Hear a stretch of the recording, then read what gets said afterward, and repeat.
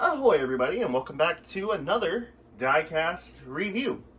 And today we have a Diecast review of Doug Kalitta's 2023 Mac Tools Nhra Top Fuel Dragster, or at least that's what it says on the packaging. Now, we had an identity crisis with the Diecast a couple years back with Greenlight Collectibles on their IndyCar. If you remember back on the Scott Dixon Grow Up Great car, it was listed as a 2022 release, when in reality he ran that livery for most of 2021. Kind of same thing here. Now this one notates that it is a 2023 release, however, or 2023 rendition of the model. However, the number on the rear wing is wrong, and we'll get into that a little bit more in the review. But this is made in 1/24 scale by Auto World Collectibles, the official diecast maker of the National Hot Rod Association. I picked this one up for an outstanding $160 US. Now, if you're wondering, why did I pay that much for this car? I picked it up at the Nitro Mall at any NHRA race. I don't recommend getting your diecast from Nitro Mall. Why? Because they're marked up in price. Every diecast is $160, including the brand new funny cars on the new cheaper chassis that retail everywhere else for $80 to $90. So, you can pick this up elsewhere, but if you have not been following along on our adventures or misadventures, you would be shocked to find out that within the last month, I went to California for the In-N-Out Burger NHRA Finals. We were covering it for the Mighty Mac on YouTube channel, which is kind of where I've been recently, is off doing stuff with them. And so I decided to pick this up because it was Doug Kalitta's championship. It was the 1 year commemoration of that, of him winning it in the final round of the final race of the season. He finally got that championship that had so longly eluded him. He finally got it, and I wanted to pick it up at the track 1 year to the date that he won the championship, which I did, and here it is.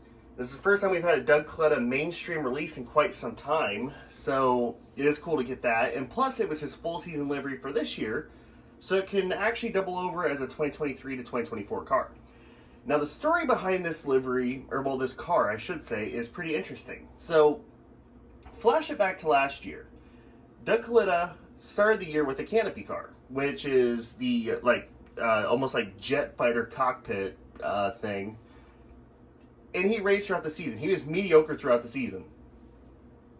But when it came to being in the countdown, which is a whole nother thing on its own anymore, but when it came to the countdown races, the first race at Reading, Pennsylvania, he shredded a tire and destroyed that car. So they brought out the 2022 chassis, still in that livery, and he won the event. And they decided to continue with the open top car, and ended up winning the championship. So, enough said, he decided to stay with the open cockpit version. Now, this is the first time in a while that we have gotten an open cockpit top fuel dragster.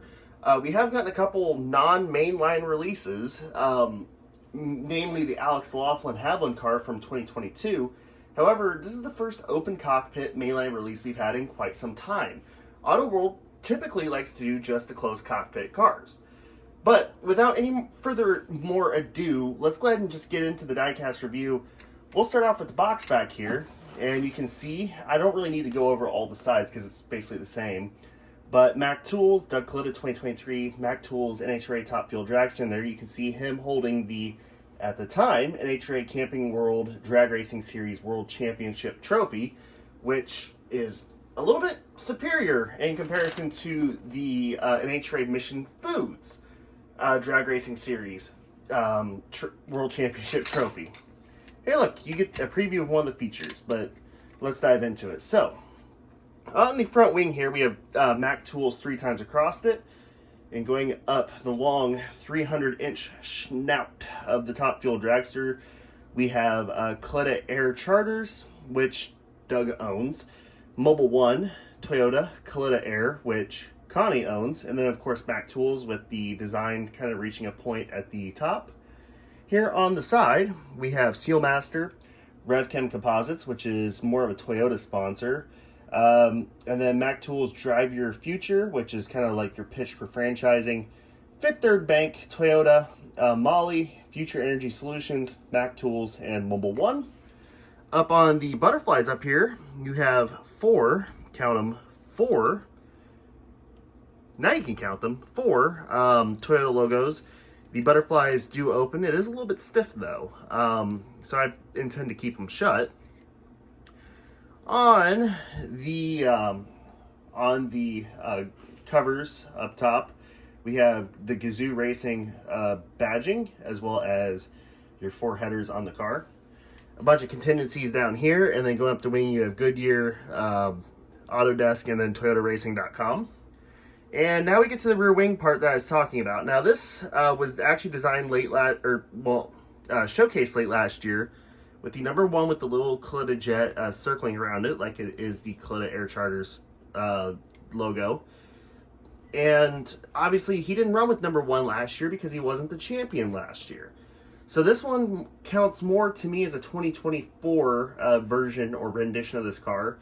Now, unfortunately, since we are past the finals, we know that he will not carry the number 1. That instead will go to Antron Brown, which I do intend to get his 2024 diecast that just came out at some point. But no, it's just cool to get this. We have the Nhra logo, Sui City, and then the Mission Foods Too Fast, Too Tasty Challenge. Excuse the little tongue slip there. It is cool to see the Mission Foods logos adorning these diecasts. NHRA has a kind of a weird history where they do not put any like sponsorship branding on, like series sponsorship branding on the cars. We started to see those trickle out, including on the Robert Height car, which was a 2023 release, but has the Mission Foods Drag Racing Series decal on it. It's very weird how they do these things, but anyways, on the giant rear wing, we have Mac Tools 3 times. Then on the back, we have RevChem Composites, which is the easiest way to spot where the Kalitta cars are in the staging lanes. Fun fact. We do have scuffed rear tires on here, like most of the Top Fuel diecasts. And the other side is basically the same, except for on the engine where you have the 2 magnetos right here that have MSD branding on them. Now then, one last thing that I want to kind of point out is an actual casting change they made to this car. Where the cockpit is. And I mentioned this earlier, that this is the first like open canopy car that we've had for quite some time from Auto World. And they actually did change the canopy. So for years, I'm going to throw in my example here, we had this design, which is kind of the standard from like 2004 onwards, because Auto World really doesn't change these cars that much. They'll make little changes like adding the wheelie bar and changing kind of this blast shield area behind the cockpit. But other than that, the generalistic casting is the same as it's been since 2003. Kind of reminiscent of Greenlight, isn't it?